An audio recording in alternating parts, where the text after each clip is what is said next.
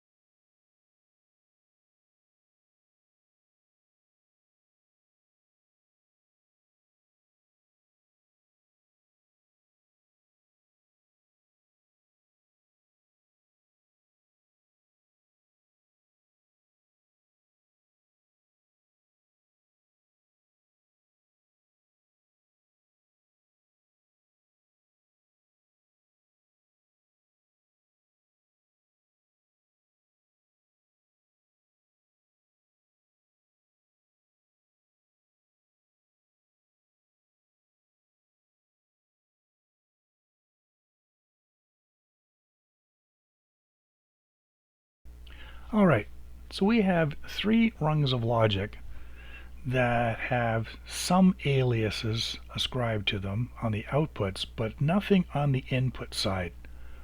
So part of a very important part of commentary is to make sure you have as many aliases as possible. Now, inputs and outputs, if you're an organized programmer, that should become second nature to you, that once you've got the prints that you're working from, that all of the inputs and outputs should be addressed immediately. So what we're going to do is we're going to open up the global variables, and it's just a little bit off the screen of the recording, but I'm going to double click on the project organizer, and it's going to bring up our global variable scope. It's basically the variable selector window, but it focuses on just the global variables. And we can see that the inputs and outputs are listed, and they're going to be fixed based on the micro 850 or that you're using, the micro 800 series that you're using. So we needed to identify DI04, DI05, DI06. So we can make up a name that's suitable. For example, each of those were fan motors, so there may be something required, like you don't want to start the fan unless the air vents that allow the air to pass through are open. So we're going to say fan underscore 1 vent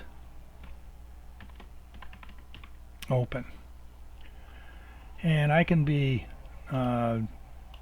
lazy like the next person, so what I'm going to do is I'm going to highlight the text, Control C copy, Control V paste. Now it's not going to let me paste it because I've already used it. It's going to have a error, but I can quickly fix that and nobody's the wiser.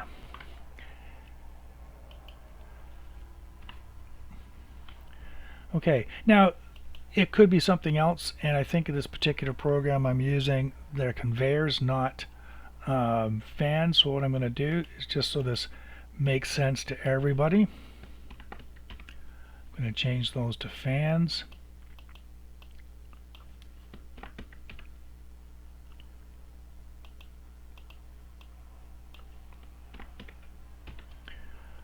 Alright, so now I've identified those. Let's go back to our program.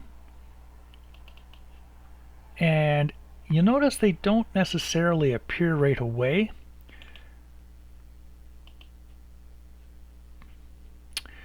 So sometimes, I don't know why the software doesn't want to do that, show it to you immediately after you've done it. But you have to, it's for whatever reason, you have to go in and nudge it and say, yeah, that's what I'm actually looking for.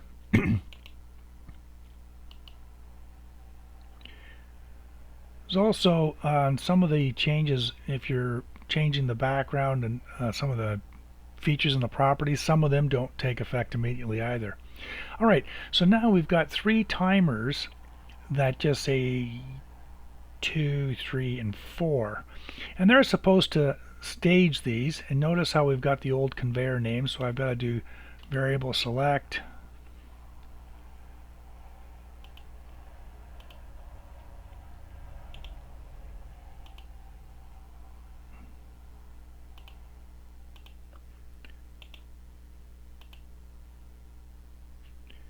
change those. A lot of this has to do with the recycling of software. The conveyors can be simple to sequence, and so can fans. So once you understand and have your program set, it's easy to modify a program to do another purpose. And I'm repurposing my conveyor to do a fan control. Okay, so I have three timers with absolutely no more information on it. So I'm going to right click on this and do variable selector. Now the variable selector will open up, but take a look where we are. Right now it says program 1, which on my tree is where I started from. The other one was the global variables because inputs and outputs are always global. They're available to any program, and it would be found under our Micro 850. If I click on that, we can see our fans again. So I'm going to go back to program 1. Another thing about good programming and documentation is to actually describe the program as opposed to program 1. Call it fan control. Give it a name that the next person can quickly recognize it. So we were on timer number 2, and in here we have an alias box, and I can put down fan 1. Now a ton is usually a delay, so the two words we like to use is delay for when it's being hindered from starting, and dwell, which is usually used for our TOF instruction here, which would be to linger on. So it's a dwell. Off delays are lingers on, so they're dwells, and delays are when they're not ready to start. Now since I'm here, I can go into here and I can type in my second fan.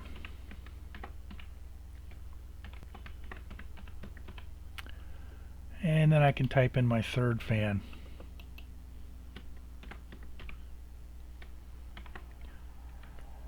In retrospect, many years ago when I first started doing PLC programming, you did not have the luxury of any commentary. And what you'd end up with would be inputs and outputs that were literally 1 zeros with a slash between the different parts. It was really hard to follow, and if you didn't have an enormous printout, you were pretty much out of luck. But now they give you so many different opportunities to name things, so take full advantage. Okay, so those are done. I'm going to click on this again simply because I don't want to change it too much. So here I've got my cue, and I'm going to select that. If it doesn't come up, now I got to go into the selector. I've got to find my cue here and hit OK. It's just a little bit tedious.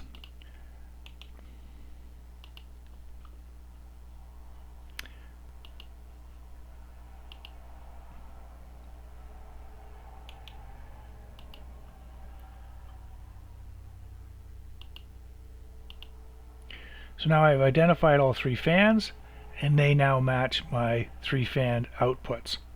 So that really helps us when we go to do our commentary.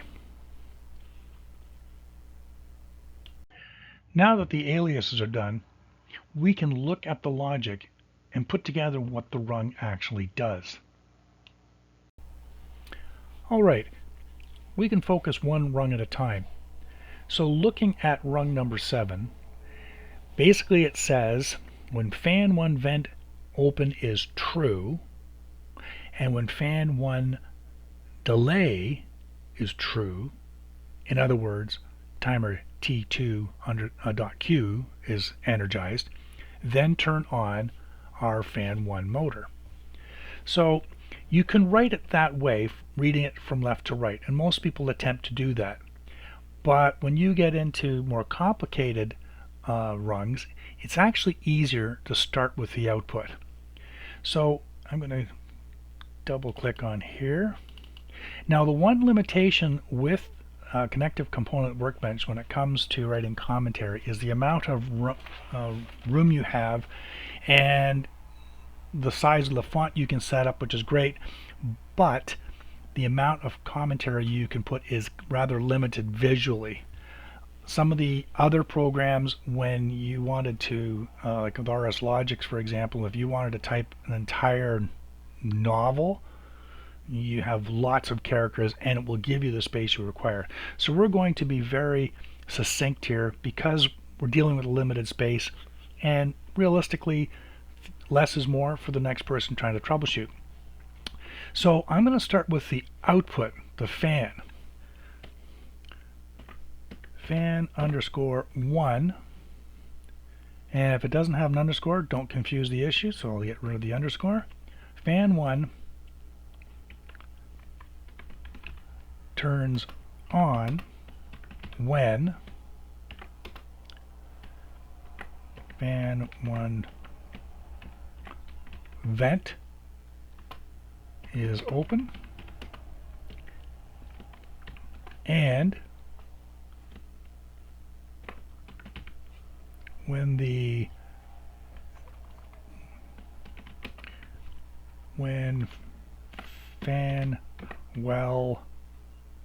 fan 1, pardon me, delay is complete. And that's pretty much it. That tells you everything you need to know that when you're looking at fan 1. Now I've used the 2 aliases.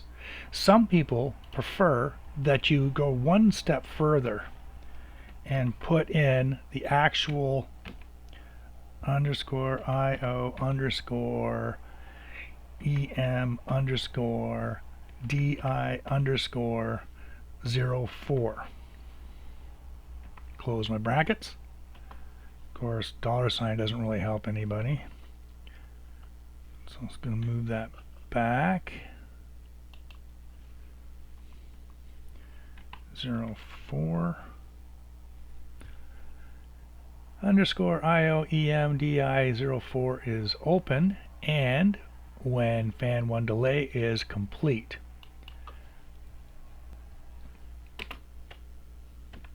TO, and that was _timer 2.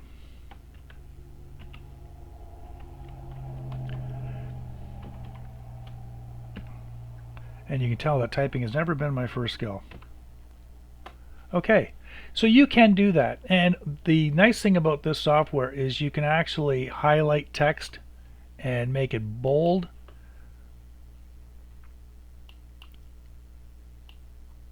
It's a little hard to change the color of the text midstream, but you can at least bold it out or underline it or italicized it if you wanted to separate, say, timers from just regular I/O. So they kind of jump out of the page. It's entirely up to you, but by starting with the output, it gives you a simple, easy to follow instruction as to what's going on. And when you're troubleshooting, inevitably what happens is you'll get a call saying the fan's not working. And your question is, well, which one? Well, that one. Oh, that's fan 1. Okay. So the first thing you're going to look for is the output. Why isn't it coming on? Well, let's look for the output, fan 1. There it is. And then we go back. So in the next video, I'm just going to change it slightly just to show you exactly how that would work.